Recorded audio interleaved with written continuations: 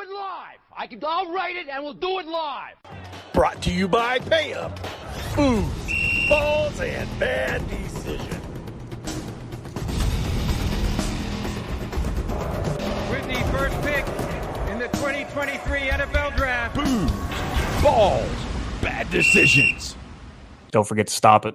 I stopped it. I remember it only took however boy. shows we're on right now. It only took 2 months of shows to make that happen. Yeah, Love it. not a Yeah, bad plus thing. the entire year before that on the Fuel Pod. But, no big deal. Who's counting? So, welcome to Booze, Balls, and Bad Decisions, brought to you by a little startup company called PayUp. AJ, Yes. tell us what PayUp is. So PayUp, as soon as we clear a few legal hurdles, PayUp will be the world's first peer-to-peer betting app. So we all have deadbeat friends, but we love our deadbeat friends, right? And sometimes we do dumb things with our deadbeat friends, right? So we make bets with them after we know they won't pay up, right? Well, PayUp solves the problem of your deadbeat friends. So you have a friendly wager, right, that you normally would not get paid on. Well, thanks to PayUp, you both put your bet in your app, put the terms in there, and PayUp ensures that the winner gets their money. No more deadbeat friends. PayUp for all your peer-to-peer betting needs. All right. Cannot wait. That's going to be great. Benjamin, this week we had hyped it up as it was going to be the week that we started breaking down the divisions in the NFL. And we were going to do the AFC North and South this week. And then you get a phone call, you get a text message, and tell us about this text message. Yeah, so I mean, it really kind of changed your trajectory this week. But it's one of the things that I love about doing this. Just like when we picked up on the OK Kids fiasco a couple of weeks ago. I mean, we can do whatever we want. It's our show, So we've been trying to get Joe Exotic on for a bit. We're from Oklahoma. We live in Oklahoma. I personally remember when Joe ran for president in 2016, when he ran for governor in 2018. I mean, prior to Tiger King coming out in 2020, everybody in Oklahoma knew who the heck Joe Exotic was. Absolutely. So we reached out and, try to get Joe Exotic on. Turns out he's in solitary confinement. So he's been solitary for a few days. But he reached out through some of his contacts and said, hey, I've launched a 2024 presidential campaign, and Michael Robison is my campaign press secretary, and he'd be happy to come on and talk with you guys. So we reached out. Joe's people put us in a group message, and we all got hooked up. And Friday, Saturday, it just kind of took off, and here we are. So we're gonna this is way better than listening to us.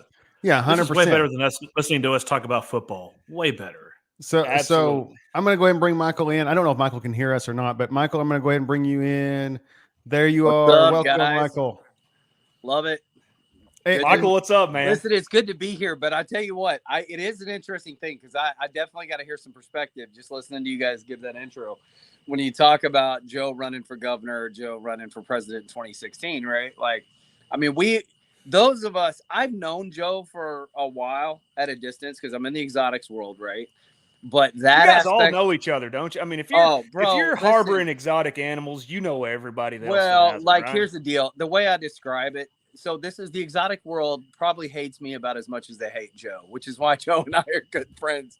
Maybe this is not good for you, bud. Here's the thing. Here's what I tell everybody. I'll just call it like it is. Like, we don't need to pad it. Like, those of us who do life with exotics are a little odd. Let's be real. Like, I'll call it like it is.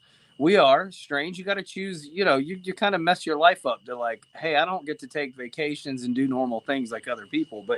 But yeah, we all know each other, but I've always described it as a strangely incestuous space.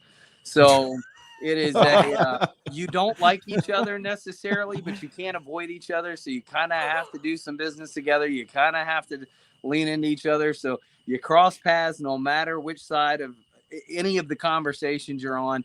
But I will say this, those of us that weren't on Oklahoma or weren't directly, tied to Joe, like the conversation of Joe running for governor or president, that conversation for us didn't occur till Tiger King came out. So, you're looking at, it's not that we didn't know, we knew, right? But perspective is different because you just kind of go, yeah, whatever. I mean, I got crazy friends who run for office too. So, you look back and you're like, okay, this is an interesting thing, but it is interesting for you guys to be in Oklahoma. What is that perspective? Because I mean, Joe's a character, right? He's a showman. He's been for, good Lord, almost 2 decades solid, a figure in that part of the world, that part of the country. Doing this exotics thing, being kind of this side, I hate using the term, but it's like a sideshow, right? And people are attracted to that stuff. We love to watch that stuff. So everybody likes a train wreck. Yeah. So speaking like pre-Tiger King, right? So obviously we're all Okies, and yes, we're peripherally aware of them, but as nothing more than probably a meme, right? It's like it's a goof. It's not serious. But then this magical thing called Tiger King comes out, and it happens at the right time during COVID. So the 3 of us and 5 of our other goofball friends were really, really tight, right? So all this is going on. We're all on lockdown, and so we all had this group shared bonding experience over Tiger King, right? Right at the beginning of lockdown, we all take it down together, right? So it's something that has been just kind of background noise, kind of sideshow, like you said, that it just brings it front and center, right? Like, oh, this is a real guy that really went through something, and so it just changes the perspective altogether. Absolutely. Well, and I mean, and we'll probably dig into this. There's a lot. Entertainment is created for that purpose. Entertainment, right? So. I said the other night I was on with Kaylee McEnany on Fox News Tonight, and we were talking about Joe. One of the things so many people fell in love with the character of Joe, right? And I'll say this: Joe is what you see is what you get. No question about it. There's no on-camera, off-camera personality. Okay, that was a question I was going to ask. If there's a different. It's through and through. No, Joe's just Joe. And that's what makes it, and I think that's the thing. Like the guys at Tiger King, the producers, the folks who dug into that story to create it. However, like anything else, and I've worked with, really high-end politicians and celebrities most of my life. I grew up around it. I've been around that world. A lot of times what is put out, though, on the entertainment side of it doesn't obviously tell the whole story. You don't get to see somebody's heart. You don't get to hear, the true story necessarily of what's going on. You don't get to understand, to me, one of the greatest examples out there is somebody like a Michael Jackson. There's all this, folklore and things about who he was or a character. And then you have all this defamation and strange stories that come out later on. But the question is, how many people really knew the real person behind the persona, behind the legend, behind the thing that became, granted, you don't get bigger than Michael Jackson, but a pop culture icon, which Joe truly became during COVID. No doubt about it. I mean, he was the face of COVID. And there's no other way in the world anybody would have been interested, honestly, in watching a bunch of crazy animal people run around and backstab each other and tear each other down and, animals at the center of it. That would have never, ever worked at another time in history than you're exactly right. 2020 and 2021. So in 2018, when Joe was running for governor, he actually came to Ada.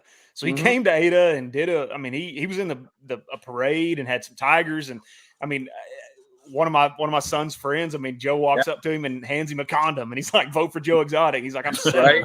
I can't vote. I'm 7. But no, it was, and what was strange then is Joe on Twitter at the time was saying, oh, I'm shooting this Netflix movie. They're doing this documentary on me. It's going to blow up the zoo. It's going to make us, so big and, get the animal. And then, the producers and the creators, they completely turn on Joe. Right. And he ends up in prison. It's unreal. It's the wildest thing because really the original crew that was there to do that got railroaded out of it too.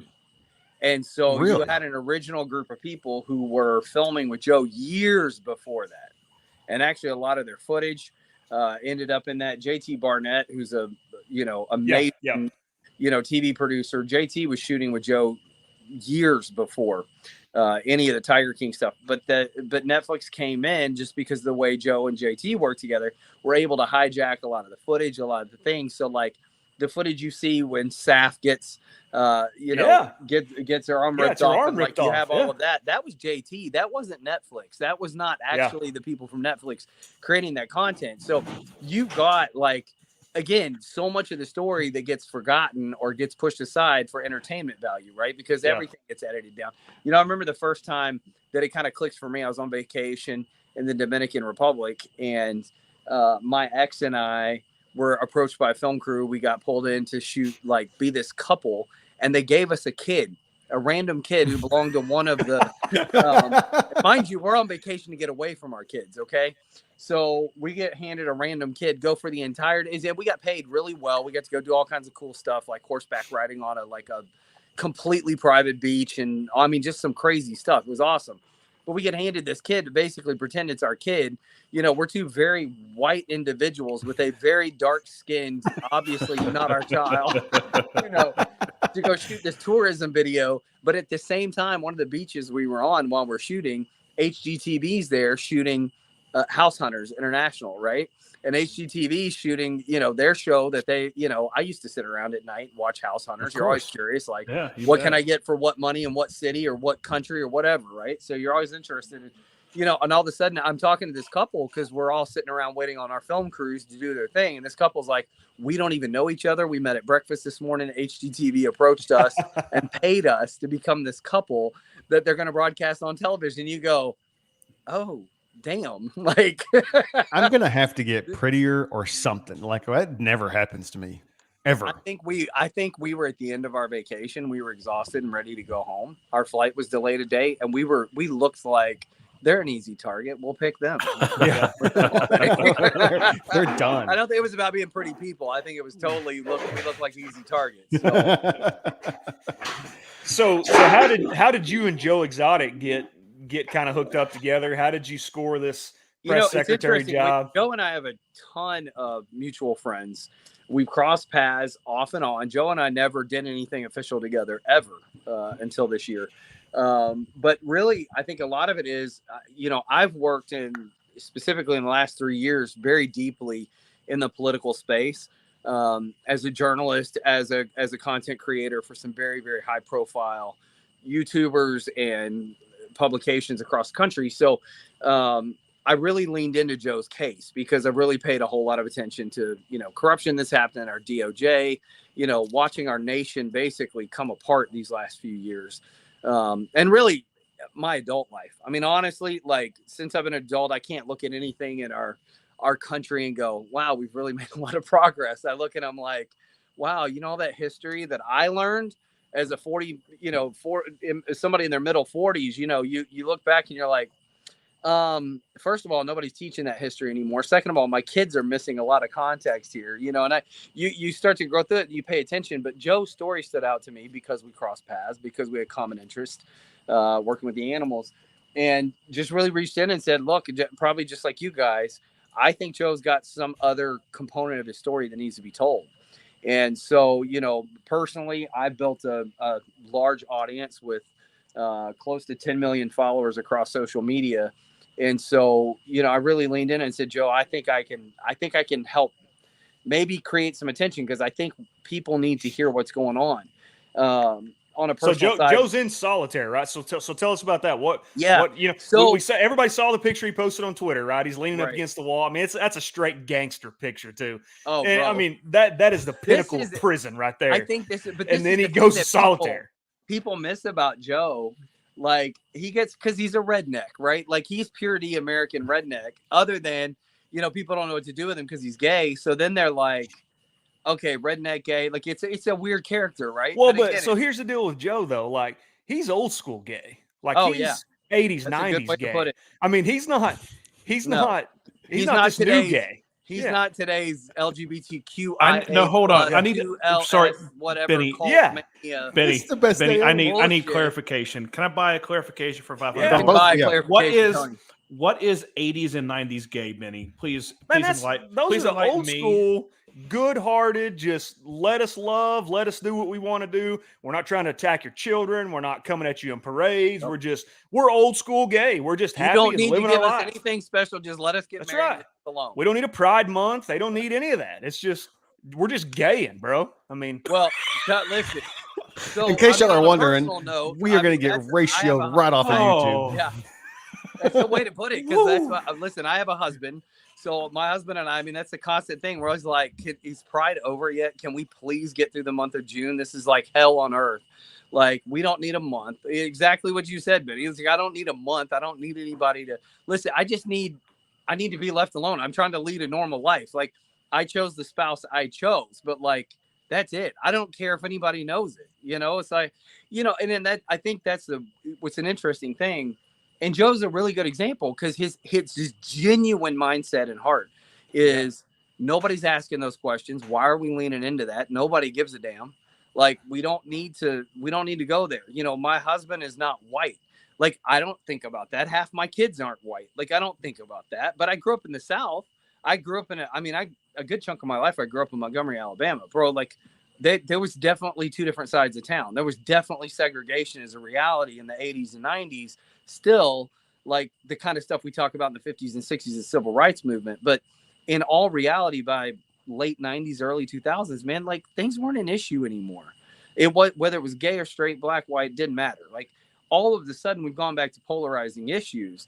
And the thing that I love about Joe is he doesn't care. It's not about the polarizing issues. Like, what he cares about is how people at different levels of society, and this is a lot about his incarceration, his story, like, because again, people have a misconception in their mind because of Tiger King. Somehow Joe's probably got money coming out of his eyeballs. Like, Joe made maybe, and I mean maybe, in total, all of Tiger King, because people forget he was incarcerated by the time it came out. yeah, by the time it came out, he's already in jail. Yeah. So I he didn't couldn't know make that. the money anyway. Right. But even at the time of filming, like, Joe didn't make but a handful of thousands of dollars. Like, it's not like he became some millionaire. And I can tell you, working in the exotic space, Joe was living penny to penny to keep that place open every day, every week, because it is not. Listen, I tell people all the time, I got monkeys that live in my house. Okay, like, I live and work with exotics every day. My human children are a whole lot cheaper to take care of. What can I buy a monkey for? than the animal, Joe right? said on Tiger King, you can buy a tiger cub for around $2,000. So what can I buy a monkey for? 20 grand. Damn, that seems high. They'll cost you that every year to take care of. My kids cost me probably $10,000 a piece every year to take care. You know what I'm saying? Like, it's just so. I think there's a lot of misconception, and the thing for Joe, like, and this will lead to you asking a question about solitary. Is Joe's done a really good job of kind of pointing out the really big dissection in our American culture and society, which is it's not actually the real systemic problem in America. It's not racism. It's not sexism. It's not all of these kind of things. They get pointed out. They're decoys. They're distractions for our real issue, which is classism, right? So you've got an elite, and it's not, I don't even call it the wealthy and the not wealthy, because I don't think that's right either. Because I know a lot of wealthy people are incredible human beings, right? Like, and they're generous, and they don't care. It's a matter of, are you in the club or out of the club? Are you in the circle or out of the circle? And so those who are beneficial to a agenda or beneficial to an idea get preferential treatment. Those who are not, get the short end of the stick. Joe's not beneficial to anything. Yeah, because he's a redneck zoo owner from Oklahoma. He's nobody. He's a wild card. But isn't America a wild card? Like, really? Like, in the whole thing, like, didn't it all start with wild cards? Like, a bunch of guys in Europe going, yeah, let's get out. Like, this is crazy. I'm not going to fall in the system anymore. And so, Joe's done a lot of, and again, yes, there are some financial realities that bifurcate America from the rich and the poor. And it does affect a lot of people in the justice system. And Joe has spent a lot of time over these last couple of years, but this year more than ever, as he launched his campaign, as he's really dug in. And obviously we've seen it. Look, we can look at what's happened in the current administration, and we can look at what happened with the last administration. We got a former president who's indicted. Guilty or not, I don't know. That's not up to me. I'm not the judge. I don't have to make those calls. But I do know this, the very thing he's in trouble for right now, we know our current administration is guilty of that and more, and didn't have any type of presidential protection to justify their way out of it, right? So we're seeing a dual reality to our justice system. We're seeing it with the current president's son escaping tax issues and all kinds of, crazy crimes and things like this. So, basically Joe's really been calling that out, because what's happened is he's in prison on corruption and collusion. He's in that position because he was a pawn, and he's got the proof. The proof's out there. People can go to joeexotic2024.com/evidence, and they can watch. I mean, we literally have collected the affidavits, the video testimony from the people who helped testify to put him in prison, coming back and saying they were paid off. They gave false testimony. Like, he shouldn't be there. There's no reason for a judge not to hear his appeal right now, except for a statute of limitations. Because if they can push it another 18 to 24 months, they get outside of statute of limitations. So federal agents who are guilty of the crimes that put Joe in prison to begin with are outside of being prosecuted, so the Department of Justice doesn't get mud on its face in this whole thing. So what was interesting to me about his trial, right? So they come after him with a murder for hire, right? And then they, I mean, it's pretty simple and pretty, explanatory for anybody with a brain to say, if I'm going to hire somebody, Joe said, I'm not hiring a $3,000 crackhead to go kill somebody. Exactly. I mean, you go out and, kind of, if you're going to go down that road, I think Joe's smart enough to choose a Joe's better a road. lot smarter. Joe reminds me of Larry the Cable Guy is always the guy I always point to. Great comedian. Yeah, he's playing a part. But Larry the Cable Guy is carrying around a doctorate. Okay, the dude is brilliant. He's super smart, but he plays dumb as a character, right? Yeah. And I think a lot of people have played in their mind the character of Joe Exotic and not the person of Joe Exotic. Joe's extremely smart. He's extremely brilliant. He did not build and create the things that he did in his life without being that way. He's super resourceful. And so you're exactly right. You're not going to go down the route of hiring a $3,000 crackhead to go out there. But one of the things that I thought was interesting, Rinky, Rinky ran that zoo for 15 years. They don't allow him to testify. They won't let him come in and provide any of the documentation that he has, regarding Jeff Lowe, regarding, Alan Glover, regarding James Garretson. He's not able to produce any of that. They don't even bring the guy that ran the zoo for 15 years to come and testify. Right. So, I mean, it's just, and they knew the murder for hire wasn't going to stick. So then they hit him with the euthanizing those 4 tigers. And I mean, it's just. See, this is the other thing people don't understand. Specifically with endangered species. So again, those of us who, like, I have exotic animals. Nothing's endangered that lives here, but I have exotic animals. I am licensed by the U.S. government because I want to protect my rights. I don't want somebody walking in here and taking my animals. I don't, they're like family to me. Plus, I have a fortune invested in taking care of these animals, right? I mean, they're an asset and part of our family, right? But like, I have people make accusations all the time. Somebody put up the other day, I get haters online. Oh, my animals have broken arms and legs. They're not getting care. Next thing you know, 2 days later, USDA is knocking on the front door. They come in, they do their inspection. Like, I'm subject to federal agents walking in my house any day, anytime, invading my space. Like, this is what people forget around that whole space. But those tigers in particular, when they're endangered, you can't just euthanize an animal when it gets sick. You have to get all kinds of permissions to move through that process. Joe couldn't get those permissions. Out of compassion, he made some moves to take care of some animals. But the ones that he did get help with, it's the very organizations who helped lead a coup against him. PETA is out there, like, they helped him move some other animals out. But they were also party to calling him evil for being a humane human being. And I think that's what is so wild to me. And here's the other part.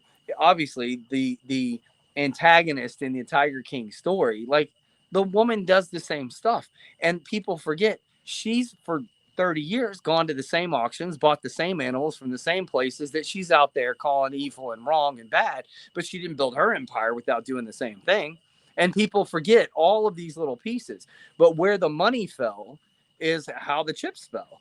And so when you've got somebody with inexhaustible resources fighting somebody who's just trying to keep their head above water at all times, you don't have a chance in hell to get ahead of it. And so, and once the federal government sees a ploy in this thing, right, to pass particular laws, the Big Cat Safety Act being one of them, they've got funding that is behind the lobbying that goes behind that. It makes it very enticing and very easy. And when you've got mass media, and we all know this, the government works really hand in hand with a lot of mass media. That's why they get freaked out by independent journalism and anybody who is willing to do what you guys do, tell a story. They get worried about it because you're not controlled by the money. You're not controlled by the lobbyists. You're not controlled by the lawmakers. You are exercising First Amendment rights, freedom of speech. You're able to do things that they want to end our rights to. And that's the biggest reason Joe continues to show up and run for office. That's the stuff he's fighting for. It's not because he cares about being president. It's not because he cares about being governor of Oklahoma. It's because he continues to see the system fall apart, and the average American's the one getting pushed out. So let me ask you this, because I genuinely don't know. Yeah. Can you govern this country from prison? Is that You possible? technically can, but you will just pardon yourself. Yeah, exactly. Like, right. I mean, if he was elected, you just pardon him, technically right? sworn. So I think, now don't quote me on this. This is where I know enough to be dangerous, not enough to be completely 100% effective. I'm pretty positive he would actually have to get sworn into office from prison, pardon himself, and leave prison. Wouldn't But that be you fantastic? Constitutionally, you can be elected the president of the United States from a jail cell. Okay. So, Joe's one, and I mean, there's a couple of candidates out there, but like, Joe's one of those people that, I mean, let's call it like it is. Joe doesn't care. Like, Joe's going to do what Joe feels passionate about. He's going to go do it. And I think we need a candidate anyway, sometime in the next couple of years, who's going to go in there and schedule F and clean house. Like, we need to wipe the slate clean. I've said this 1,000 times, and it's not like it's some political threat, but I joke about it. But of course, they control this too. But like, somebody asked me Jack Posobiec, who's, real big in the political commentary world and YouTube. Jack goes, "What do you think the solution for America is?" And I was like, 2 words: designated survivor. Like, it's time for a clean slate. Because, man, I've been on this planet 4+ decades, and you look back and you're like, I don't know that I can point to many presidents, if any, in my lifetime that I look and go, they did something great for the nation. Like, they genuinely did something great for the nation. And I think we've lost that. I think America has lost a place where men and women, but men, and this is, I hope this doesn't come across like completely like chauvinistic or you can say whatever you all want that on kind here. of stuff. But like, the reality is we didn't build this nation on the, women's right to vote and all that kind of stuff. We built it on a bunch of ballsy men who showed up and said, screw England, screw the crown. We're going to go do our thing. We're not going to have taxation without representation. We're not going to be governed irreverently. We're going to have our freedoms of religion. We're going to have our freedoms of life. We're going to have our freedoms of business. We're going to fight for it. We'll die for it. And we've lost that. And there's nothing in my life. It's not like there's a war in my 43+ years on this planet that makes any sense whatsoever towards the freedoms of America. It's all political ball games, and it's the war machine and all those things. And I look at it, and that's why I love Joe and have a lot of respect for Joe. And I'm willing to put myself out there for Joe's sake to speak for him, to go, this is what people miss with Joe. He's ballsy enough to step up and go, I don't have anything else to lose. I'm willing to fight to give America back to Americans. Yeah. And I think that's the kind of leadership we need. We need somebody who goes in and goes, I'm not afraid of the establishment, because there are candidates out there. And I just call it out like it is, because I'm like, Joe, I don't have a lot of filter, but like an RFK, like I hear a lot of things he says as he's running. I think, man, that's really great. I like what you say. Now there's things I don't like. He's, green energy and no fossil fuels and all that junk out there that just is a load of crock. But like, I hear that, I disagree. But the problem is, let's be real.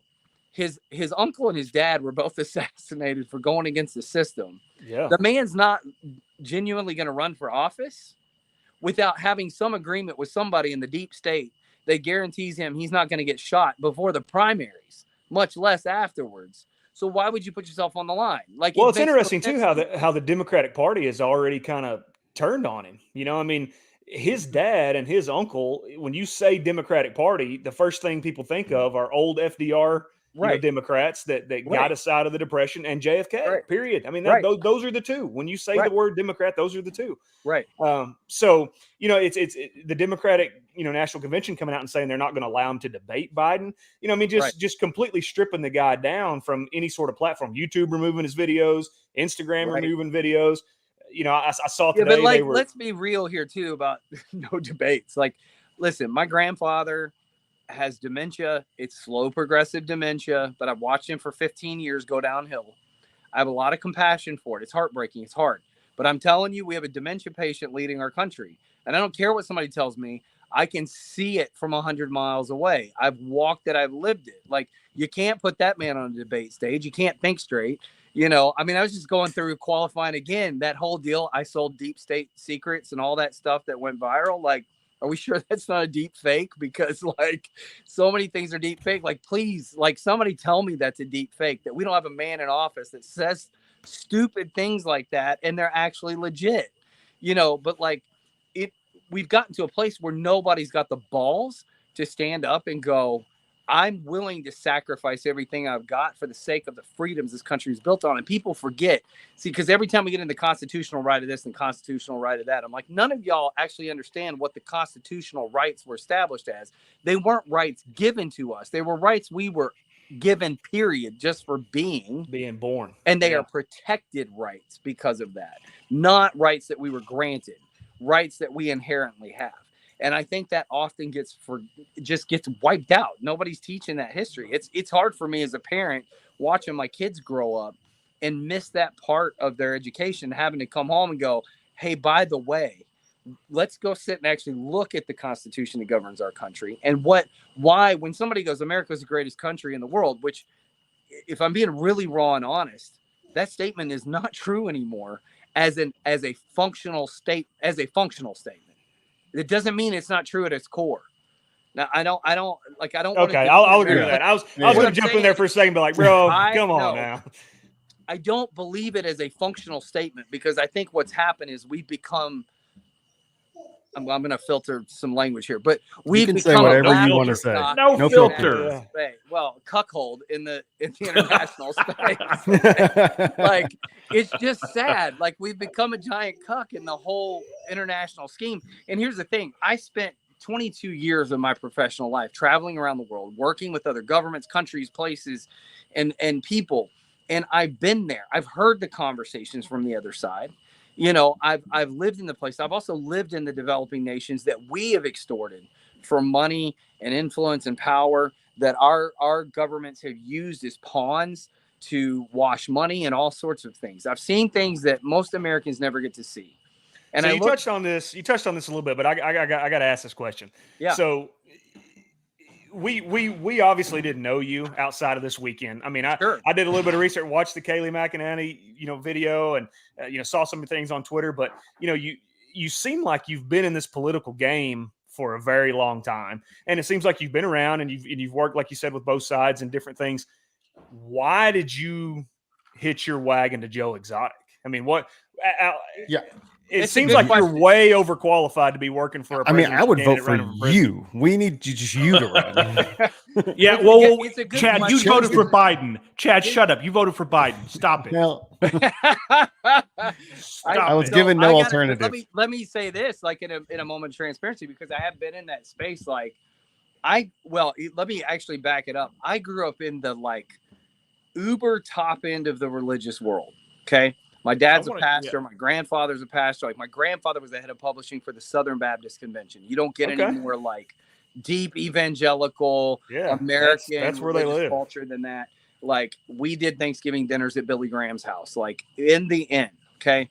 So I had fingers into things that most people don't. But as a kid, I'm looking at it going, I'm just an observer, right? I'm taking this stuff in. Now, in all those years that I worked, I was both an entrepreneur, but I also pastored one of the largest churches in North America.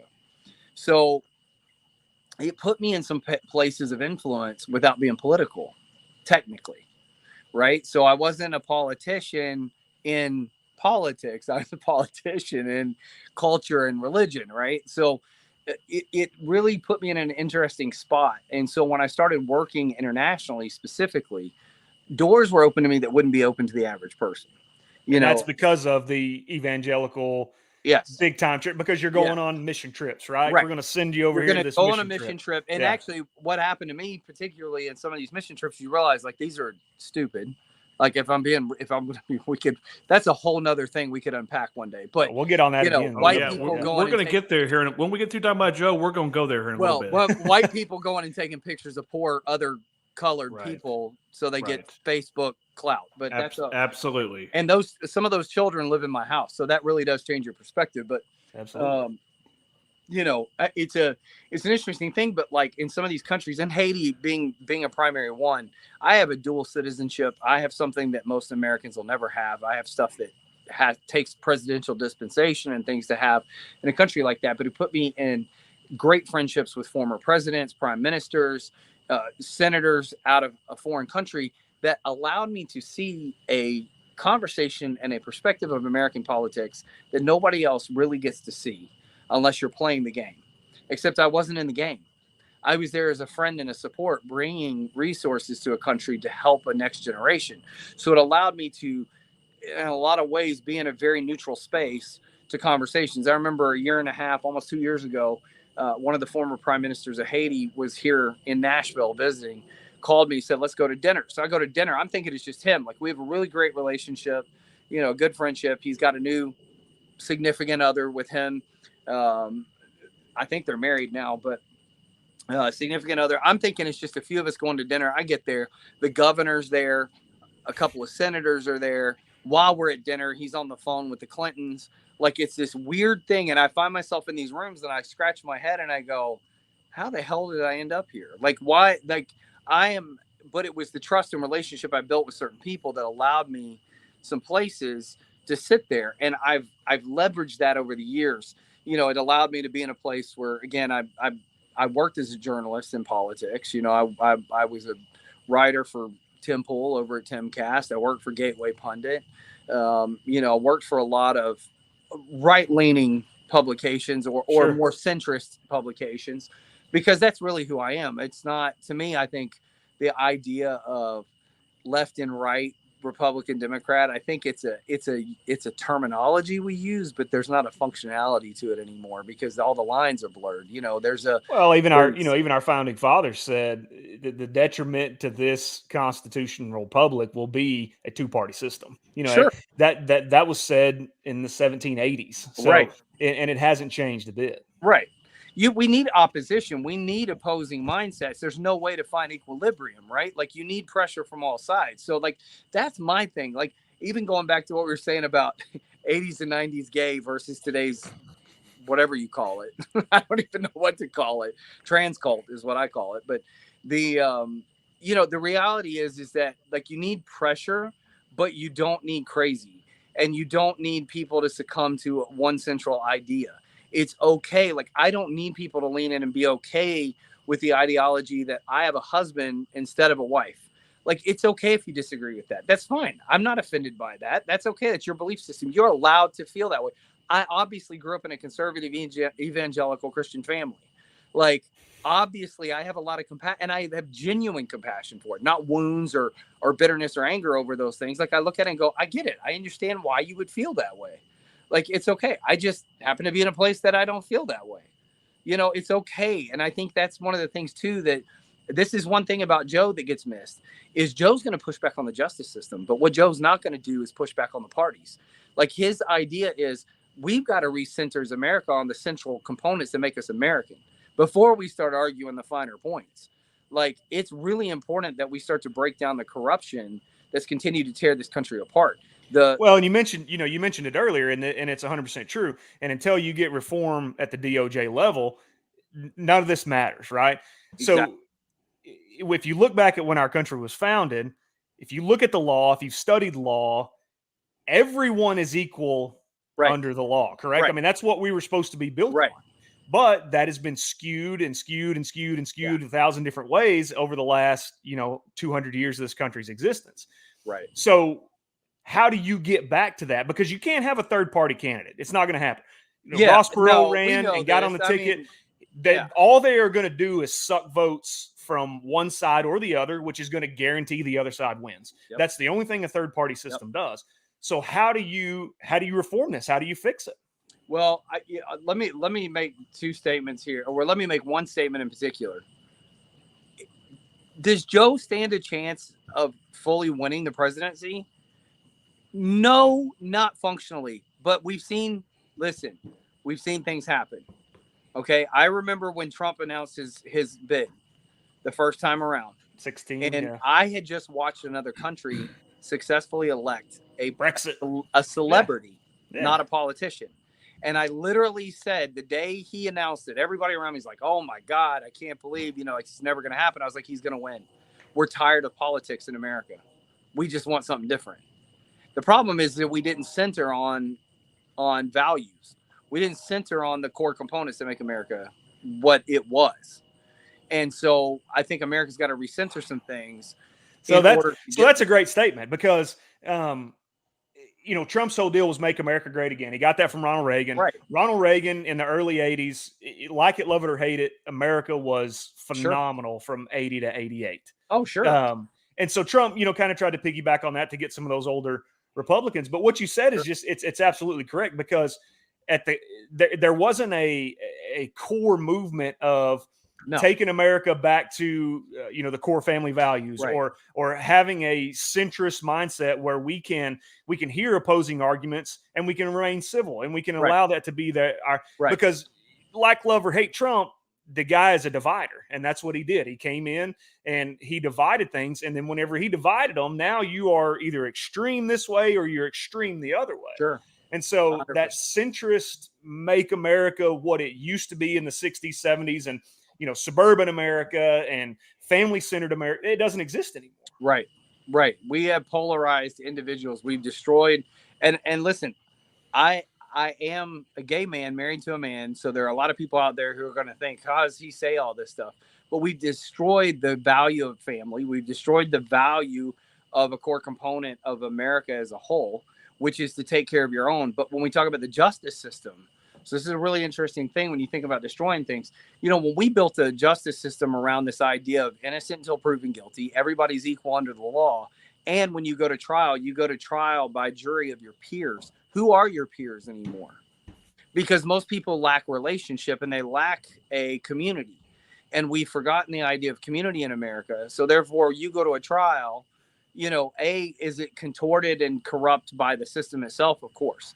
But then also, who determines what that peer group is, right? So, because I don't think for 1 minute, and I've looked at a lot of cases over the last couple 100 years in the American justice system, there are plenty of cases where people clearly committed a murder or did something atrocious, what we would call horrible today, that were acquitted by their peers because of extenuating circumstances based on character or all sorts of things. Like, but my thing is that, again, it's based on personal realities and freedoms instead of generalized ideologies that have to then govern every complete component.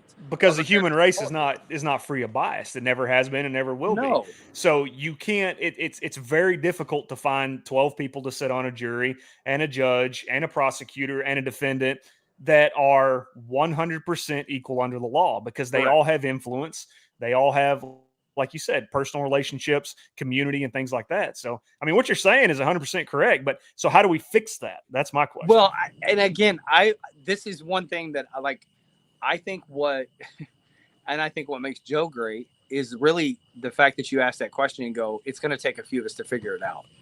Like, I don't think anybody's got the answer. If you want the honest truth, then that's what nobody wants to hear. They want the answer, right? Because they want the answer because they go, I'm going to cast my vote at that answer. But the best answer goes, I don't know. But we have to be willing to embark on a journey to figure it out. Because, again, in today's world, if you're going to have a fair and unbiased jury trial or anything for that matter, look, we're here. We're all in, we're in different places, different spaces. 30 years ago, that's happening right now didn't happen. Yeah, not possible. So for me to come on and have a conversation with you guys, for somebody that may be in, I don't know where, Canada for that matter, to be watching this right now, or South America or anywhere, who may see this down the road, that didn't happen. That took months or years for news to disseminate. So people did not have this ready access to information. There's a good side, there's a bad side to it. I think that's the question we got to figure out. It's not regulation of free speech. It's a question of how do we vet out what type of information someone has ingested to decide whether a bias is inherent or not as they lead or as they make decisions. Because, again, just like any of us, you could take a stance. Like, the media spent how many years trying to tell us that, a former president colluded with Russia and he's a racist sack of shit, essentially, right? Yeah. But I know the man. He's not racist. He obviously didn't collude with Russia. We know that very clearly now. Facts now. In fact, if Kevin McCarthy and some Republicans would grow some balls, there might be an impeachment of Merrick Garland, and we could clear out some things in the Department of Justice. But I don't think any of them have balls enough. They don't, because they're all a part of the same. That one has an R beside their name and the other has a D. They're in the same circles. They're in the same groups. It's the RD party. It's just it's a research and development party. It's just so bad. Like so you brought this up a couple times. I was really after Donald Trump Jr., post January 6th, all those things, he comes out and says, I've watched Tiger King. I've talked to Dad about it, whatever. I really believed that Trump would pardon Joe. So my question, let's just say Joe gets elected. Does he pardon Trump or does he let him hang?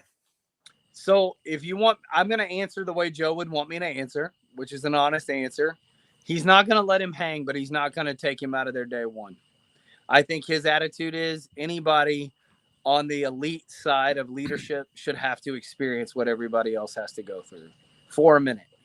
He would definitely pardon him, no question. Yeah. But I don't think he's going to do it day one. I think he's going to let him get a little taste of what's out there, because he is a person, regardless of elected or not, he's got an opportunity to influence what happens in the future. And I think that's a hugely important. Listen, I think that's what made America an amazing country to begin with, is that in those first 50 to 100 years of building this nation, nobody was exempt from the conditions of building this nation.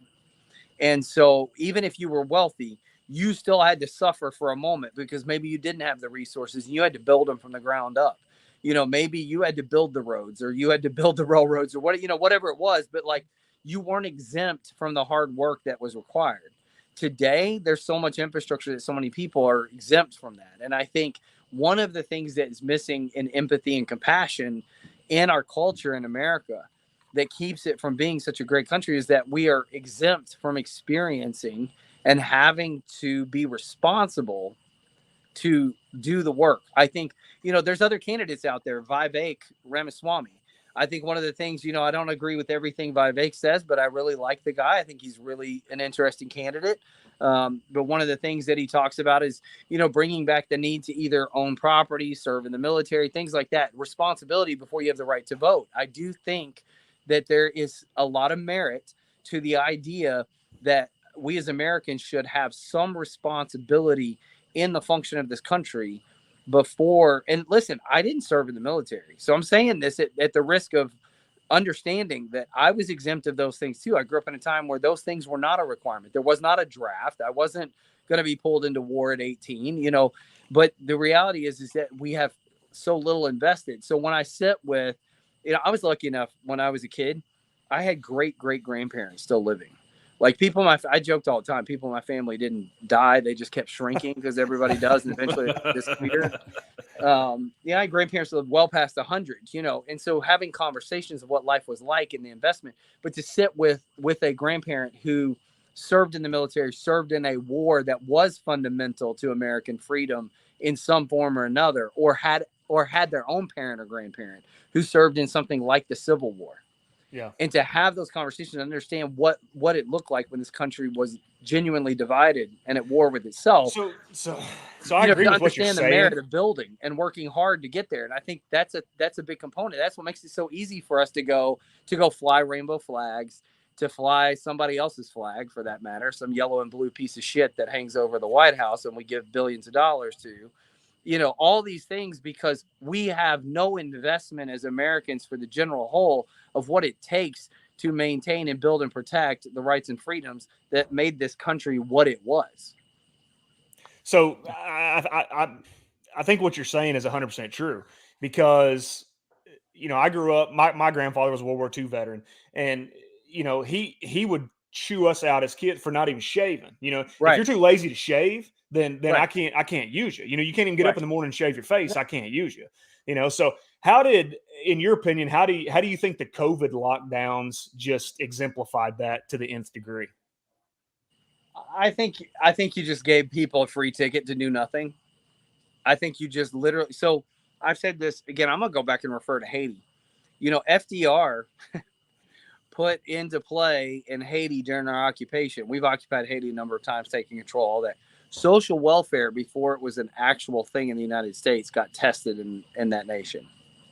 So if you got a birth certificate and a what they call a NIF, a social security number, in that country at that time, you automatically got a check from the government, period. No questions asked. You didn't have to qualify for it. It was a right given to individuals to equalize income, to stabilize everything. Obviously, Socialist economy, sure. well, we got a taste of that in COVID, right? Everybody gets a stimulus check. Everybody gets an opportunity to file unemployment. Everybody gets a chance to file for this, that, and the other from the U.S. government, right?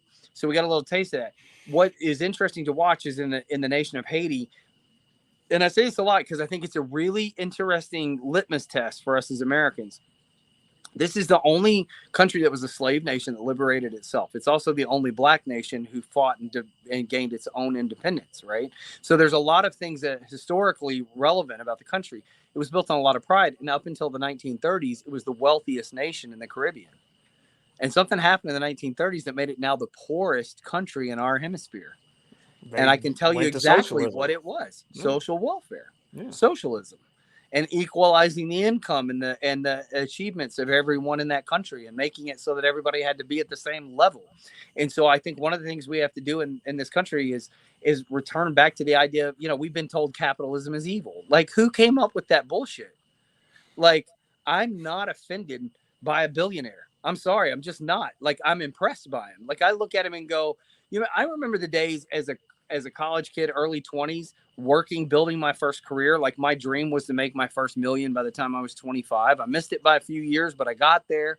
I did some things in my life that were really great, but I would pick up things like the Rob Report, right? Like magazines where you go and see somebody who bought their new Maserati, their Rolls Royce, their new $150,000 wristwatch. They're crazy things. They don't make sense in real world stuff, but like they are their goals. They drive you forward. Well, it used to be called the American Dream, right? I mean, that is the American dream. I came from nothing. That person's a horrible, selfish, nasty human being who doesn't care about anybody else. I went, oh, that's really impressive. This person's worked really hard. They've done something right to achieve the right and the freedom to be able to have those things. Like, we've lost that somewhere. We've made that evil, and that's not evil. Like, yes, there are some evil rich people out there. I mean, let's be real about that too. It's not like there's exceptions to everything. There's an outlier in every area of life. But the reality is that the vast majority, I've got friends who fall into the billionaire category.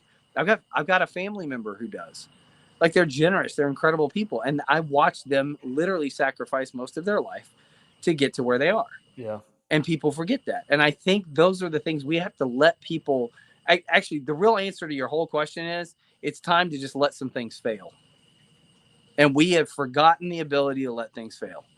Like, we've somehow erased in history. Well, and everybody says, America's it's too big to fail, right? It's too big to fail. It can't fail, because if it fails, that's the lie that destroys America at its core. You got to let these banks, we got to quit bailing out banks. We got to quit trying to fix the economy. A recession is not a bad thing. It's not a good thing. Don't get me wrong. I don't want a recession, but it's not a bad thing. It equalizes. Failure equalizes. Crashes equalize. The up and down of the dollar, the up and down of the economy, the housing market, all of the things. Like, it's okay. It's okay to fail, because we don't find our way through a solution without failure. If we band-aid it, this is why I think we live in a country full of, for lack of a better term, we live in a country full of pussies, because nobody's willing to lose. Everybody's got to get a damn blue ribbon. Everybody's got to be patted on the back. Like, I grew up in a time where it's like, well, shit, I got a C on that. Like, my teacher sucks. She must hate me. And I lived with that. Like, and my parents' attitude was, you better do better. You better work harder. Not like, what's wrong with the teacher? Yeah, like, let's go get the teacher fired, because your baby boy is way better than that. Yeah, it's time. It's actually time to let some things fail. If you want America to climb back out of the hole it's in right now, and if we want this country to rise back up to greatness, it's time for us to fail for a minute. It's okay to fail. Like, failures. So one of my mentors taught me a long time ago, failure is a space we move through, not a destination. And as you move through that space, your job is to be an observer, be a student, learn everything that you can. And as you move through that space, you'll become smarter and stronger for it. So when you look at things like the Great Depression in America, when we took the reins off of all of this stuff and we let the economy implode on itself, what happened? The economy in America really was very healthy for decades after. Well, World War II helped with that. I mean, It did. let's be real there. I mean, It did, but Yeah. my thing is like, yeah, the war machine became a reaction to a lot of Absolutely. things. I certainly don't discredit that, but the average American, look at the wealth that is created by boomers compared to Gen Xers, millennials, and so on, because they came out of post-Depression era families who realized I got to work hard, I got to build my own, because failure is imminent. Like failure wasn't a maybe, failure is a given, right? And today's culture and today's leadership says that failure is not acceptable, right? Like you talked about your grandfather, like, if you don't shave, you don't do this, Yeah. those are all things. But the reason behind that is if you don't shave, you're not going to get a good job. You don't get a good job, you're going to fail. And I'm not going to support you to choose failing. Like you're not going to choose failure, but failure is imminent. So therefore, those who make decisions to fail are going to fail. Let them fail. It's okay. It's Yeah. okay. Like we've forgotten that in America. That's good stuff, man. I mean, I think what you're saying is, most Americans, right? I mean, I would say 99% of Americans. What do they truly want? They want to be able to be able to provide for their family. They want their kids to go to safe schools. They want to be able to practice whatever religion they want to practice. They want to be able to raise their family and do their things like they want to do without interference from others. I mean, it's very simple at its core, but we've polluted it so much that, like you said, it's almost a bad thing now to be married and you got 2 kids and you live in a suburban neighborhood and you have 2 vehicles in your garage. That's almost an evil thing now. Right. Where 20 years ago, that was you've made it. I grew up in a small town, and those are the things that you kind of dream for as a kid is, I want my 2.5 kids and my 2-car garage and, a guest bedroom, I mean, all these different things, it's just, it's a wild reality. Like I is. live where I live in Nashville, but I grew up south of Nashville in an area, the city of Franklin, Williamson County. Now it's like the 9th wealthiest county in America. When I was growing up, it was poor as dirt. Nobody Vanderbilt, right? That's the reason. Vanderbilt, right? Vanderbilt University, yeah, all that area. But it's an interesting thing because, like, the house that I currently live in, I'm only the second person to live in this house. This house is 80 years old. Okay, the couple who built it lived here until they couldn't take care of themselves anymore and moved out. Right? Then we moved in. Right? All my neighbors, though, they're all about that age. They all built these houses after they got married. They've lived here their whole lives. Like they weren't trying to achieve the mega mansion. They weren't trying, like they were happy to just be normal. And that's conversations I have with my neighbors all the time. My favorite thing is the fact that I'm probably one of the youngest people in this entire neighborhood. And I love every minute of it, right? Because I'm having those conversations. My neighbor 2 doors down is the head of the association here. He's 82 years old, man. He throws the best parties, by the way. Like, of course. They put up tents and run margarita machines all night long. And I'm like, you're the coolest 82-year-old like I've ever known in my life. But that's the thing is he's never worked a job where he's made more than, he's never probably in his lifetime, he's never made more than $75,000 a year. He's an average American who's above the poverty line, but like he's middle class.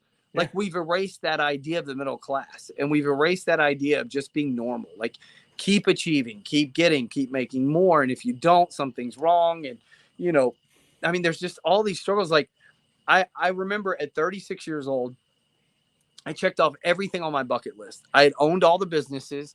I had I checked off the money list that was important to me. I had met the people I wanted. And the climax of that was in February. It was really, I was 38, but February of 2018, I found myself sitting in Richard Branson's living room in Verbier, Switzerland, invited in to speak at this summit thing.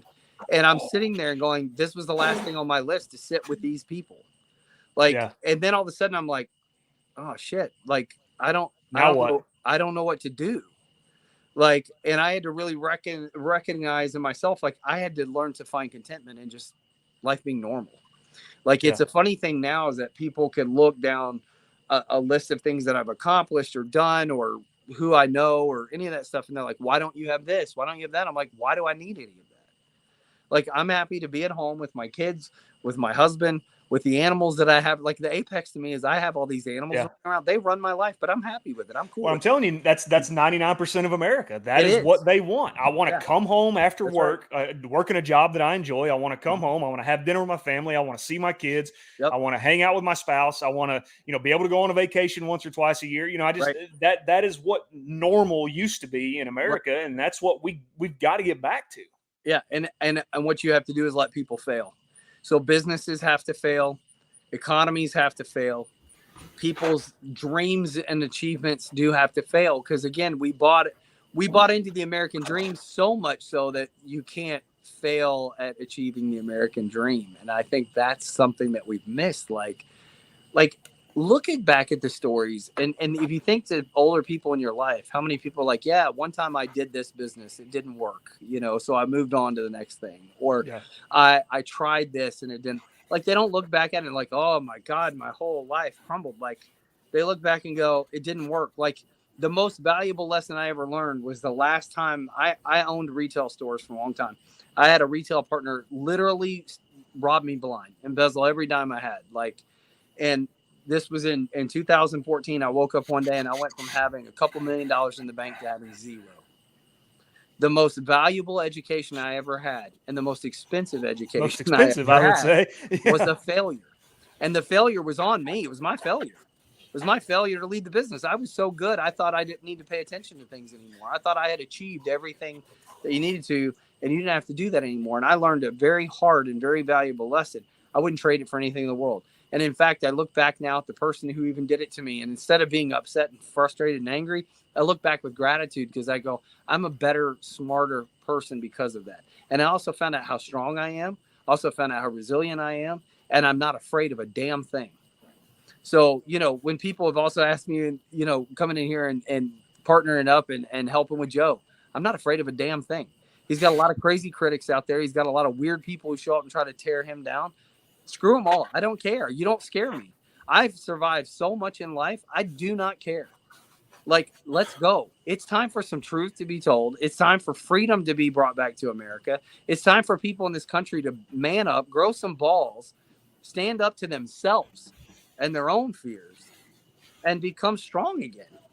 But you don't get there without taking a few hits. And now, nowadays generation, and gosh, we fall into this. So it's not like I'm speaking as a Great Depression survivor or anything like that. But the first thing everybody wants to say is, oh, well, Michael had these retail stores and he had $2 million. Well, that's not fair, because I don't have retail stores and I can't make $2 million. And, oh, how lucky is Michael because he had all these retail stores. You know what? I think it was Will Rogers said, the harder I work, the luckier I get. Yes. So, and I think we've gone away from that. We've gone away from pulling up your bootstraps and man, I did fail and I lost everything I had, but am I going to lay here on my back, or I'm going to get up and make another way?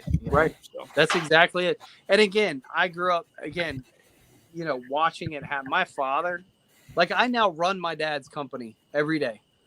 I swore to Which God, was probably a dream of his. If you if your dad owned a company, what dad doesn't want to give it to their son? It's a dream of his and nothing I ever wanted in life. Let's be real. None of us in our 40s are looking like, oh, thank God I'm going to take over my dad's thing. It's not real. Let's be Chad, real. Is that how real? Chatty, speak to us. It's a very real thing for me, but yeah, I got you. But the thing is you look back and you go, my dad worked hard. I remember the days when he started the company, sitting at the kitchen table with my mother, and that if they didn't get a sale, they didn't get this thing, we didn't have money to put gas in the gas tank. I remember that. So stepping into it, I have an appreciation for the fact that this came out of a lot of blood, sweat, and tears over the last 30 years of his life. And a respect for it as well. Right. So it may not necessarily be my dream, but it is in a lot of ways, because now I have pride in the legacy, because again, it goes back to that core. I don't have to be the creator. I don't have to be the hero of the story. And I do think that's another thing that gets told to all these kids growing up today. You're your own hero. You're going to be the hero. I get self-esteem, but some of us get stronger, not because we get built up every minute, but because we get our ass whooped every once in a while, and we get stronger for it. I don't know any story in history that ends well where everybody gets a blue ribbon. It just doesn't work that way. And so, I look at it and I go, hey, I didn't intend to own a merchandising, screen printing, t-shirt embroidery company, but that is what I will do. And you know what? I'm really proud of it now, because if I don't fail at this one, because I failed at others, maybe my kids can have it too. Maybe. Yeah. But that's up to them. You know, at the same time, I've got animals. I got all this stuff. You know, somebody asked me the other day, they're like, because the politics thing, I love politics, man. Me too. I love it. Absolutely. Running for office doesn't scare me. None of that stuff. My kids are still young enough. I want them to be an active part of that decision, because I'm not putting their lives in the middle of that stuff, you know, deep. But somebody goes, oh, now you're a press secretary. I was like, yeah, because being Joe's press secretary is the biggest resume builder everybody's looking for, right? Like, but here's the thing. I look at it and go, what Joe does bring to the table, period, no matter what, is that Joe is causing people to have conversations they wouldn't have otherwise. Yeah. And he's doing it with, just like you said way back at the beginning, you know, you go back to those moments when he was campaigning in Oklahoma. It's crazy as hell, but you hand out a condom with your face on it, people can't help but have a conversation. And Joe's mindset is, what do I have to do to make people talk? Because if we don't have a conversation, it's not going to change. Nothing's going to change. I'm just going to ask a quick question. You said on here it's not realistic for Joe to win.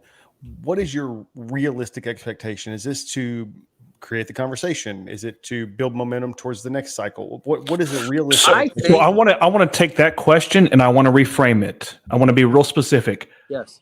I'm an outcomes focused guy.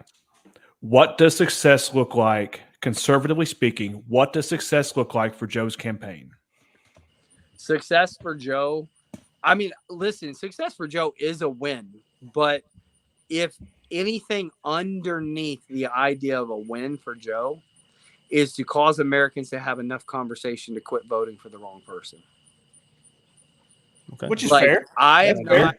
I'm actually completely content if what I am doing and what Joe's team is doing right now to help Joe, because obviously Joe doesn't have a voice. I mean, for all we know, Joe could be sitting in solitary for the next 4 months. Like it's indeterminate.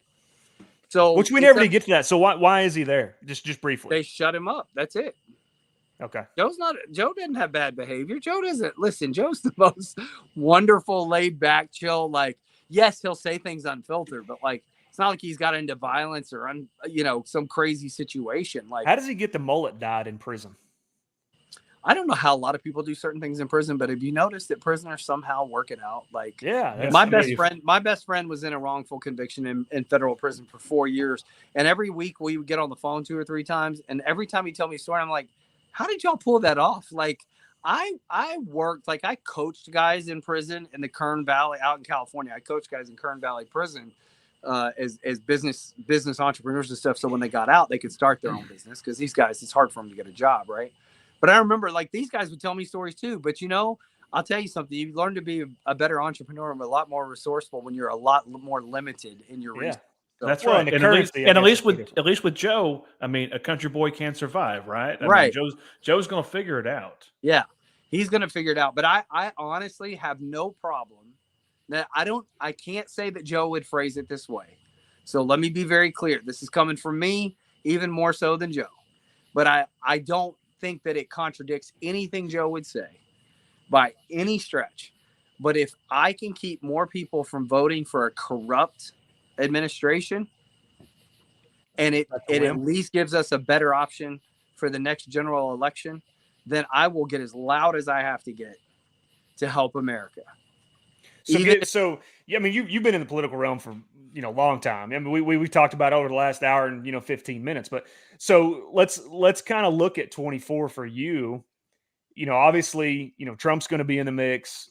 I don't think that the Democrats are going to allow Joe Biden to escape this. I think this is going to be his downfall. I think they're going to try to plug in Gavin Newsom, and he's going to be the savior and come in and kind of save the Democratic Party. But so let's say you got Gavin Newsom. Let's say you got Trump. Let's say you got. I think DeSantis is a really strong player, despite what the polls are saying.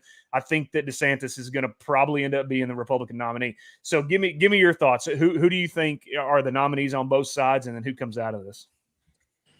I mean, Here's the problem. I'm really torn on the Democratic side because I don't think the DNC has sights on anybody, and unless they spring a surprise on us, which we all know It's going to be Gavin Newsom. It's going to be. God help us all. I lived in California. God help us. Like, this may be the one time I genuinely, because everybody makes this threat. Like, I'm moving out of America. If, you know, Yeah, how many Gavin were Newsom leaving? How ends many up were the leaving when Trump got Listen, elected? if Gavin Newsom ends up the president of the United States, I have dual citizenship. I'll move to Haiti, for God's sake. Like, and I kid you not. Like, hold me to that shit. Like, hold me to it. But yeah, you're right. It could be Gavin. I'm still having a hard time because I think, honestly, the game. And again, a lot of inside conversations, a lot of things that I'm privy to. I honestly think they'll keep letting Biden go through the general election, and then we'll have like a 25th Amendment moment, because there's no way he makes it through a second term. There's no possible way. But God help us if. So does he keep Harris on the ticket? Ends up our president. Does he keep Harris on the ticket, or does he go somewhere else? No, I think he keeps Harris on the ticket. I don't think he has a choice. Yeah. I don't think, because he can't continue his grift of faking his liking of anybody who's not white. I mean, again, anybody who buys the bullshit gaslighting from Joe Biden. I mean, the man got pushed out of a presidential election for plagiarism and lying. Right? Yeah. He led efforts to segregate America. Okay, like, he passed laws that put more black men in jail. So did Kamala Harris. Passed more laws that put more black men in prison than any elected leaders in the history of the United States. And yet he's the friend of the minority. Like, come on, like, wake up, America. Like, this stuff's all out there for you to see. But again, well, we can go down that route. Who owns mass media? Who owns communication? And who's the lobbyist? Where's the money coming from? You know, follow the money. Just follow the money. I think that I still kind of hold to the fact that he'll be the nominee right now. Now, we still got 18 months. Sure, right? yeah. I mean, he may not live 18 months. We don't know. We got a long ways to go. It's early yet, so we'll see. But if it were today, he's the nominee. On the Republican side, short of a true criminal conviction, I still think Trump's going to get the nomination. If those were my two choices, if those were the only two choices I had, I'm obviously going to cast my vote to Trump. And my only reason is I think he's going in with a vendetta, not because I think he's make America great anymore. I think he's going in to clean house to prove it down. Yeah. What does it matter? Burn it to the ground. I'm not getting another term. And quite frankly, we probably do need to burn it to the ground. You know, like, but I don't know. I think we're still early yet. Like, again, I like Vivek Ramaswamy from the Republican side. I think he's a great candidate. I think his ideas of abolishing all the alphabet agencies and do it in a merit-based voting system and things like that are really good. I like a lot of things that I hear RFK say. You know, there's things I don't like. And again, there's no perfect candidate. That's the really hard thing. Like, if we're having a really unbiased, true conversation about what the future looks like in America, and you said it earlier, third-party candidate doesn't stand a chance, because the culture in America has never allowed a third-party candidate ever to make a dent. The only thing they do is detract votes. Yeah. So now I respect the third-party candidate who comes to the table and says, my objective is to at least keep this one person from getting a majority. Yeah. You know, like, I can respect that. I'm okay with that. And somebody who does that, I have respect for. But I do believe we're at a place in America where I think and I say the next 4 years, because I really think the election cycle and what happens in the immediacy after that election cycle are going to determine whether America remains a nation built on a constitution that protects our inalienable rights, that are protected by a governing constitution, or we become a nation that falls under a socialistic regime. I really believe the next 4 years are the shift in our American culture. I don't think that that's completely off base. Now, if you said that 10 years ago, 20 years ago, you would be laughed out of the room. But due to recent events, I don't think you're probably too far off there. Well, what's amazing to me in America today is that none of this stuff is hidden. None of this stuff is like subversive anymore. It's all out in the open. And you're a conspiracy theorist regardless which side you stand on. Like, and so you're discredited just for expressing your opinion.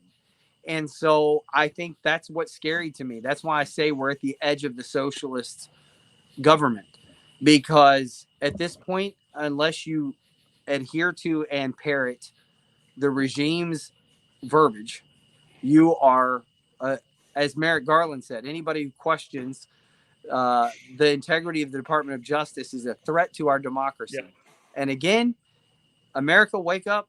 We have a democratic voting system, but we are a constitutional republic. We are governed by the people, for the people, through the inalienable rights of the people guaranteed under the Constitution, but we have a democratic voting process that guarantees our leadership. So we have forgotten the basis on which this nation was built and how it was meant to be governed from the beginning. And every time you say that, every time I've said it, you get fact checked with a bunch of bullshit that isn't true. Yep. So I don't know. I'm at a quandary because really, I think at this point, the future of America is based on a fight, not an election. And I don't mean that in, maybe it is a literal fight. You know, there's a lot of people out there like, oh, we're on the edge of a civil war. I don't know, because wars aren't fought on the battlefield anymore. They're fought in ideology.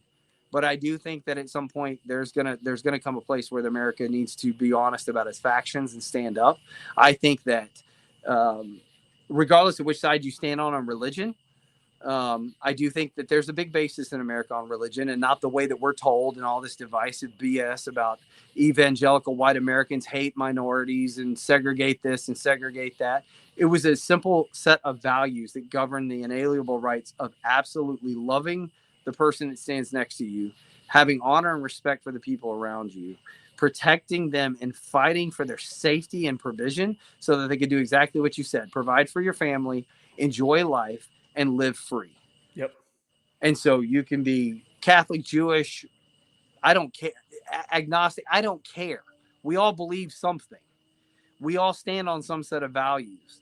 And at some point, we have to have a mutual respect that guarantees that for one another. And we're willing to fight for that, even what we don't agree with. So when you go back and you look at those World War II vets or anybody else in anything prior to that, when they fought for the freedom of this country, they did not all agree on things. But what they did agree on is we're going to protect this nation to allow you to have the freedom to disagree and live your life without being overgoverned, overtaxed, and oppressed by any one governing body. And give their life for it. That's what it means. Exactly right. Yeah. Bingo. Man, this is great stuff, Mike. Man, we've been going for an hour and a half. I could sit here all night. I mean, I really could. I could sit here all night, but we want to be respectful of your time and, greatly appreciate you coming on with us. The screen printing. I mean, I'm gonna get with you offline. We've got some merch we're wanting to get made up. So I'll get with you on that. And I'll give you deals. Yeah, absolutely. So, but no, I mean, seriously, Oklahoma, we laugh, we joke, we, make Joe Exotic memes, but, I think at its core, anybody can look at his conviction and say, man, there's questions that should have been answered. And there's questions that factually should have been asked and they weren't allowed to be. And so people need to understand July 8th, we're going to hold a big all day broadcast. I've got huge celebrities, politicians, things like that are going to be a part of it. But this is the thing that I tell people. I want to see Joe out of there because I love Joe. He's a friend. It matters to me, but it matters. And Joe says this a lot and he means it. It's genuine. It is for all Americans. It is not just for Joe's freedom. It's not just because Joe doesn't want to be in there. Because if they can do it to Joe, they can do it to you. And that's what Joe says all the time. And we want to see Joe get out of there. We want to free Joe Exotic. Free him. I'm telling you, people need to go over there to joeexotic2024.com/evidence. We're going to put that. We'll put that up down and scrolling at the bottom again. Yeah, we'll put that back up. They need to get over there and take a look at that because the affidavits are there. The sworn video statements from people saying, I committed perjury. I lied. I was paid off by a federal agent. I was paid off by a filmmaker to testify false information that resulted in Joe being where he is today. And ask the Department of Justice to step over the fact that they're trying to keep mud off their face and move towards a place of freedom for Joe. It's super important. And this is the one thing. Joe he's a wild card. He's crazy. He's a lot of fun. He makes life interesting. He'll make you scratch your head. He'll make you go, wait a second. Did he just say that out loud? That's Joe. Yes. Quite frankly, we could use a moment in America. I actually would love And Kaylee McEnany asked me this the other night because when I went on Fox News, I took one of the monkeys with me. I saw that. Literally I watched that interview. Yeah, I thought she was joking. I was like, "You really want me to go on Fox News as a press secretary for candidate of the president of the United States and carry a monkey?" But I was like, "It is Joe, so it does make sense." So, but she asked the question. She's like, "So if you're press secretary, do you step to the podium with a monkey?" And I was like, "Hell yeah, I do. You're dang straight I do." And you know what? I think America could use a moment to laugh, to have some freedom, and to know that somebody up there doesn't give a damn about what they got to lose, that they're just there to fight for the actual American that lives here and wants that basic right to live their life, love their family, enjoy their freedoms, build a business, save some money, and just live with a little bit of peace for a minute. Absolutely. Heck yeah, man. That's great. It's good Michael, stuff. I have a question for you before you leave. And before we out, is there any way we can get you back on to give us updates, how the campaign's going, just even if it's quarterly or however you want to do it, whatever fits in your schedule? Absolutely. I think that would be awesome. Reach out. Yeah, just reach out anytime. I'd love to. And then you said you have an event come up on July 8th. You want to plug that right now for whoever's going to watch this at any point? Yeah, again, you can follow Joe_exotic on Twitter. I mean, Joe's everywhere. He's on all the social platforms. So you'll see it. We'll start to put that stuff out in the next week. There'll be links there. It'll be live on YouTube all day from Joe's YouTube as well. It's that Saturday following July 4th. So on July 8th from 10 a.m. to 4 p.m. And again, we've got some amazing, because we haven't put everything out there yet. Yeah, sure. No, don't ruin it now. Yeah. Like, I'm actually sitting back a couple times like, holy crap, we're getting this person to come on. And it's across the board. It's all ages. It's all demographics. I mean, I've got everybody from the highest level in politics, in social media. I mean, heck, I got Playboy centerfolds that are coming on. Like, it's just this crazy mix of amazing people. But what it is representative America. And people are coming on saying, hey, we want to talk about this. We want to talk about really raising awareness for Joe. The idea that day, we are going to raise money that day. But the idea that day is for us to take our team to D.C., to hold a big event in D.C., to really point blank right in front of the White House, tell Biden and the entire Department of Justice it's time to hear this appeal. Let's quit waiting on a statute of limitations. Let's quit sticking our head in the sand. Let's be honest about this, and let's move forward for Joe and for America. Yeah. Great stuff, man. Thank you so much, Michael. I mean, this has been great. I mean, I've enjoyed this a lot. You know, we're just some, just mid-30s guys that like to talk about sports. We like to talk about politics. It's just, bad decisions, all the stuff that, that kind of just makes our little world go around. So we'd love to have you back on. That's an open invite. So I've got your contact information. I'll reach out to you. And, it'd be fun to do, like, after the first, Democratic and Republican, well, I guess the Democrats aren't going to do it, but I guess the first Republican debate, we'll get you on after that. We'll break that down, do some things. So I think it'd be a good time. You got it. Sounds like a plan. Appreciate it. Thanks for your time. So much. All right. Y'all have a great night. All right. You too. All right. Dude, we lost AJ. Where did AJ go? His internet crapped out on us. Yeah. Okay. That was wonderful. I was not prepared. I'm just going to be honest. I was not prepared for the conversations that we just had. No, I as you noticed, I was silent because it was like I'm never going to be silent. It was everything he said. I could just sit there and listen to him.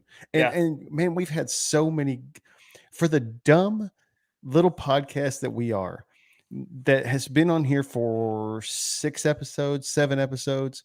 We have had some amazing guests. Yeah.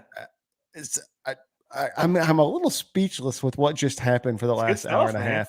That guy's bright. I mean, he is done some things, and you can tell that, even when he was talking about, even and we could go on about this forever, but even in, ultra evangelical circles, you still have these little pockets of influence and pockets of money and, people that, make decisions and do this. I mean, he, like you said, he grew up in that. He's been around it, his whole life. So I really, I hope we get him back on, and I hope that whatever decision he makes as a family, that he decides to run for some sort of office, whether it's, in his state or get on a school board, national, man.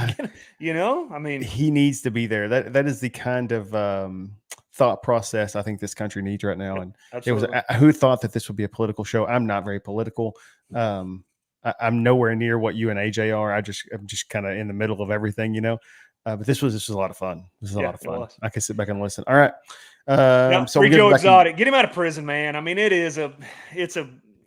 don't think it's a very strong conviction. I mean, I think they needed a fall guy, and it was him. And get him out of prison. I mean, the guy doesn't deserve to be doing 20-something years. I mean, get him out. Let's go. And how does Joe Exotic? I thought you were joking when you said solitary confinement. I did not know he's he in. Actually is in. No, he got put in there Saturday, I believe. I think this is his third day.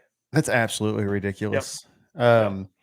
So 2 weeks. Are we going to do every 2 weeks now? Yeah, so we'll do 2 weeks until football starts. So 2 Mondays from tonight, we'll be back. And the plan is to start breaking down. And I know there's a ton of shows out there that do this, but we're going to do some break down the divisions: AFC East, West, North, South, NFC in the same categories. What we love and what we hate about each team. Pick some conference winners. Kind of map out some different things as far as the divisions go. And then, I think I saw we're 71, 3, 5, something like that days away from college football. So we'll do that, for a bit, and they'll take us up into mini camps and training camps, and lots of content coming. This is our dead period right now. Lots of content's coming soon. We've got some hopeful things in the works to be able to have where we're going to be podcasting from somewhere. That ought to be pretty cool. We're working on getting the Star, so we'll be down at Dallas Cowboys at the Star. I think that'll be neat if we can make that work. So anyway, a lot of good stuff coming for sure. We're probably going to get some T-shirts and stuff rolled out, for all of our 12 subscribers or whatever. If you're listening, you got to you got to subscribe. I hate that because every time my kids turn on a YouTube video, it's, please like and subscribe. And it just drives me insane. But that's what we need. I mean, that's what we need from the guys that are listening. So it really is a big deal. I know that sounds dumb, like, subscribe, whatever. YouTube has certain algorithms. It helps us out if people like and subscribe and talk in the comments. I mean, it helps promote our stuff, helps it to make it where we can put more out. So yeah, help us out any way you can. Show your friends, even if your mom doesn't watch YouTube, just go to her phone, click on it, click subscribe. Do your dad. My mom and dad are both subscribed. They have no idea what YouTube is. So anyway, Benny, any final thoughts? Now, man, looking forward to a couple of weeks breaking down some of that stuff. And like I said, mini camps are kind of starting up, and some of the rookies are already in camp. I mean, it's going to be here quick, so we're excited. Awesome. Follow Ben at Benjamin Lewis 10 on Twitter. I'm Chad H610. What is AJ? I don't know what he is. He does. He's using Booze and Balls. Yeah. At Booze and Balls. Booze and Balls. At Booze and Balls on Twitter. All right. Later, man. All right. See you, Chatty.